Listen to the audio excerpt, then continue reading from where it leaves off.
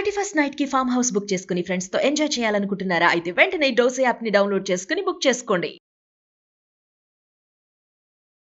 నమస్కారం. నేను రమారావి. 2025ని పూర్తి చేసుకుని 26లోకి వెళ్ళబోతుంది. ఈ సంవత్సరాన్ని ఒక్కసారి వెనక్కి తిరిగి సింహావలోకనం చేసుకుంటే ఈ ఏడాదంతా ఎండలెక్కువ, వానలెక్కువ, రైతు సోదరులు చాలా ఇబ్బంది పడ్డారు. ఎన్నో రకాల విచిత్రమైన ప్రమాదాలు, పశు ప్రమాదాలు. ఇక ఒకటేమిటి, ఎన్ని రకాలు లేఓవర్లు, ఉద్యోగాలు పోవటాలు, ఉద్యోగ భద్రత లేకపోవటము, విద్యార్థులకి ఫారెన్ వెళ్ళే అవకాశాలు కొంచెం సన్నగిల్లిపోవటము, ఎన్ని రకాలో కనపడ్డాయి. అసలు ఎప్పుడూ చూడని రకపు వ్యవహారాలన్నీ, తుఫాన్లు అవి కూడా కొత్త కొత్త పేర్లతోటి చాలా చూసాం. 25 వేగంగా గడిచిపోయినట్టు అనిపిస్తోంది.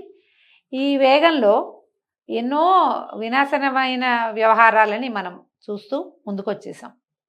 అయితే వచ్చే సంవత్సరం ఎట్లా ఉంటుంది అనేది ఎప్పుడు కూడా మనకి ప్రశ్నగానే ఉంటుంది. ఈ 20 డిసెంబర్ రాగానే 10-15 రోజులు గడవగానే నెక్స్ట్ ఇయర్ ఎట్లా ఉంది అనేది చెప్పడానికి ఎన్ని రకాల ప్రాఫెసీలు వస్తాయో, ఎంతమంది ఎన్ని రకాలు చెప్తారో, సోషల్ మీడియా అంతా అదే జరుగుతూ ఉంటుంది.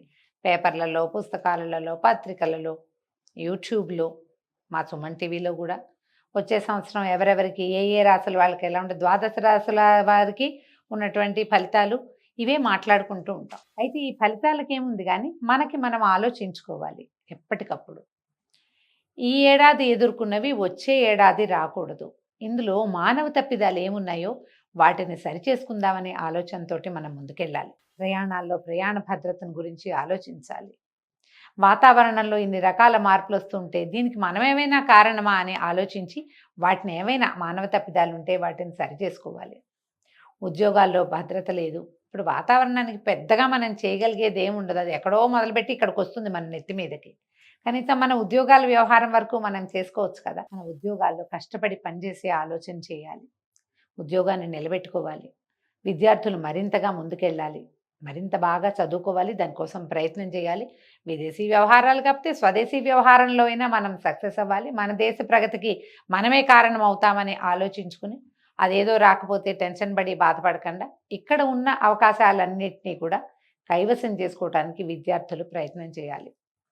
ఈ సంవత్సరం అంతా ఎలా ఉంటుంది అనే ఆలోచన కాకుండా ప్రతిరోజుని మన రోజుగా చేసేటువంటి ఆలోచన కనుక చేస్తే అంత ఇబ్బంది ఉండదేమోనని అనిపిస్తుంది. ఇప్పుడు ఈ సంవత్సరం చూసినటువంటి వానలు, వాటి వల్ల రైతులు పడిన ఇబ్బందులు, ప్రజలంతా పడిన ఇబ్బందులు, వాటిని తలుచుకుంటే వచ్చే సంవత్సరం మళ్ళీ ఇలాగే ఉంటే ఎలాగరా దేవుడా అనిపిస్తుంది. కానీ అట్లా ఆలోచించాం కదా. మనం ఏమనుకుంటాం, హోప్ఫుల్గా వచ్చే సంవత్సరం బాగుంది, గోచారం బాగుంది, కాలసర్పయోగం తప్పిపోతుంది ఫిబ్రవరి తోటి, గురుమౌఢ్యం పోతుంది, తర్వాత మంచి రోజులు వస్తాయి అని హోప్ఫుల్గా వెళ్తాం. ఈ హోప్ అన్నిట్లలో అన్ని వేళలా ఉంటేనే మన జీవితం బాగుంటుంది. దీంట్లో మొదట మానవ సంబంధాలు మెరుగుపరుచుకోవాలి. ఈ 25లో మనం చూసిన ఈ రకరకాల సమస్యలతో పాటుగా విచ్ఛిన్నమైన మానవ సంబంధాలని విస్తారంగా చూసాం. పేపర్లకు ఎక్కిపోయి, టీవీలకు ఎక్కిపోయి, సోషల్ మీడియా అంతా ఎక్కిపోయి, వివాహ సంబంధాలన్నీ విచ్ఛిన్నమైపోయి రకరకాల దుష్కరమైన హత్యలు లాంటి వ్యవహారాలు కూడా చూసాం మనం. వీటన్నిటికీ కారణం ఏంటండి? మనలో ఉన్నటువంటి మహత్వాకాంక్షలే కాదు, మనకే ఎంతసేపు ఉన్నది చాలదు, ఏదో కావాలని. ఇలా ఉంటే పనికిరాదు, ఏదో కావాలి. ఆ ఏదో వచ్చాక ఆ ఏదో ఉన్నవాడికి పాతదే కావాలి, లేదా ఇంకొకటి ఏదో కావాలి. ఈ ఆశకి హద్దెక్కడుంది? ఆశకి అంతెక్కడుంది? ఈ అంతులేని హద్దులేని అత్యాశలకి వెళ్ళకుండా మనుషుల్ని మనుషులుగా స్వీకరించి మన పరిస్థితుల్ని ఇవి మనకి సంబంధించినవి, ఇవి మనకి దొరికినవి అని స్థిరపరచుకుని స్థిమితపడి కనుక మన జీవితాలు ముందుకు తీసుకెళ్తే ఈ దెబ్బతిన్న మానవ సంబంధాలని మనం కొంచెం పునరుద్ధరణ చేసుకోగలుగుతాం. ఎప్పుడూ ఇతరులతోటి పోలిక పనికిరాదు, ఇతరులని సహించలేని తనము పనికిరాదు.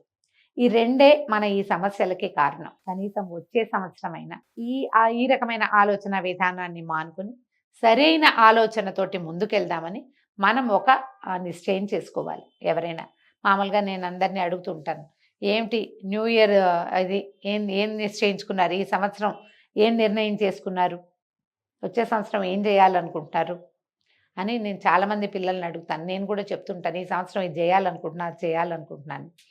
సరైన పని చేయాలని అనుకోండి, సరిగా ఉండాలనుకుందాం, మనుషులుగా ఉండాలని భావిద్దాం.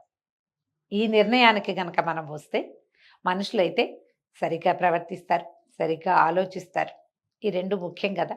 ఈ 2 రకాల ఆలోచనలతోటి మనం 26లోకి స్వచ్ఛమైన మనసులతోటి అడుగు పెడదాం.